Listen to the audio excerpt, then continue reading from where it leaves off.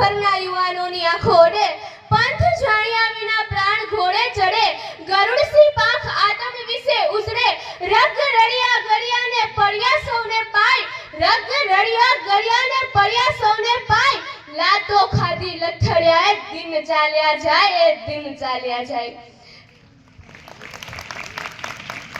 ઝવેરચંદ મેઘાણીની આ પંક્તિ આપણને આખા જીવનનો સાર આપી જાય છે.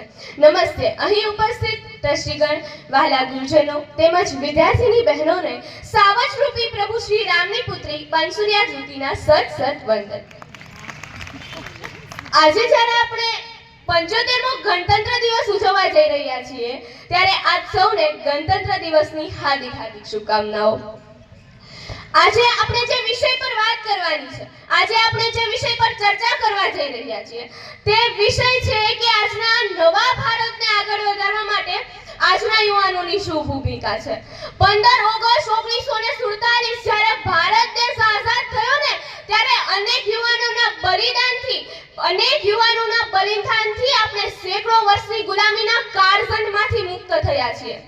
26 જાન્યુઆરી 1950ના રોજ આપણા દેશનું બંધારણ અમલમાં આવ્યું છે.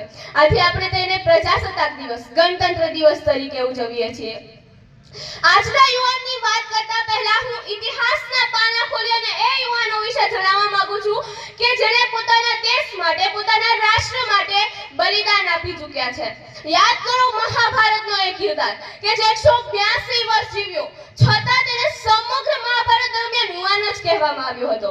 હા, હું વાત કરી રહી છું ભીષ્મ પિતામહની કે તેઓ જેટલું પણ જીવ્યા પોતાનું ધર્મ, કર્મ અને નિષ્ઠાથી જીવ્યા. આથી તેને સમગ્ર મહાભારત દરમિયાન યુવાન જ કહેવામાં આવ્યા છે.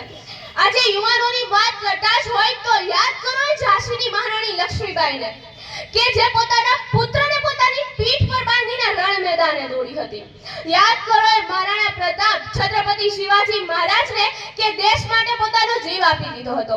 આજે યુવાનોની વાત કરતા જ હોય તો ભગતસિંહ, સુખદેવ, રાજગુરુ, ચંદ્રશેખર આઝાદ, સુભાષચંદ્ર બોઝ વગેરે યુવાનોને પણ યાદ કરીએ કે જે એમનામાં યુવાની નહોતી, એમનામાં ખુમારી નહોતી હતી, પરંતુ આપણા ભારત દેશ માટે સમર્પિત કરી છે.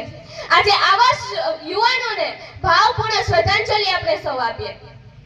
અને ત્યારબાદ એક વાત કહું તો સ્વામી વિવેકાનંદજીએ પડકાર આપેલો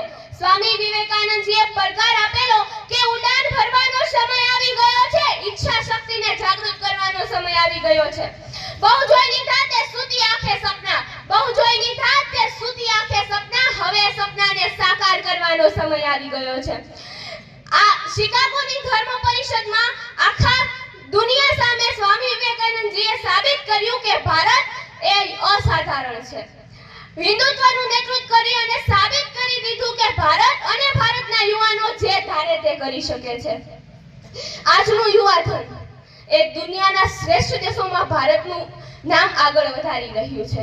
મોટી કંપનીના સીઈઓ પણ આજે ભારત દેશના દીકરા દીકરીઓ છે અને એ પણ યુવાનો.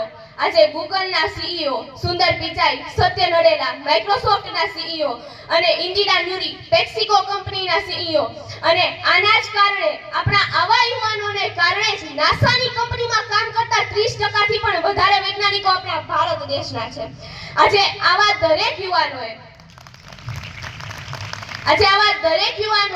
ભારતની એક અલગ અને આગવી ઓળખ ઊભી કરી છે. સચિન તેંડુલકર, પીવી સિંધુ, વિરાટ કોહલી અને મેરી કોમ જેવા લોકોએ અનેક એવોર્ડ ભારતને સમર્પિત કર્યા છે. આવું તો કેટલું જે આપણા ભારત દેશને મળ્યું છે. અને એ છે આપણા ભારત દેશનો યુવાન કે જે આખી દુનિયાને પોતાની મુઠ્ઠીમાં રાખવાની તાકાત ધરાવે છે. કલ્પના ચાવલા જે ભારતના પ્રથમ યુવા મહિલા અવકાશયાત્રી. યુવા શા માટે કીધું છે ખબર છે? યુવા કારણ કે આજે ભારતને મળી ચૂક્યા છે એક નવા કલ્પના. ચંદ્રયાન 3ની મિશનમાં કલ્પના કલાહસ્તી જે તમિલનાડુના છે તેમનો ચંદ્રયાન 3 મિશનમાં એક અગ્રેસરનું કાર્ય રહ્યું છે. અને એનાથી પણ ગર્વની વાત આપણા માટે એ છે કે આંતરરાષ્ટ્રીય મહિલા આયોગ દિવસે દિલ્હી આયોગ દ્વારા તેને પુરસ્કાર પણ મળી ચૂક્યો છે. અને એનાથી પણ વધારે ગર્વની વાત એ છે કે 2023ના આખા વિશ્વના 10 ટોપ વૈજ્ઞાનિકોમાં આપણા કલા કલ્પના કલાહસ્તીનું નામ સામેલ છે. આ છે ભારતના મહિલા યુવા. ભારતની દીકરીઓ એ આજે એટલી બધી આગળ વધી ગઈ છે કે જેની કોઈ સીમા જ નથી. અને મોદીજીના શબ્દોમાં કહું તો તે એવું કહે છે કે ભારતનો યુવા વર્ગ એ વિશ્વની સૌથી મોટી લેબર ફોર્સ છે.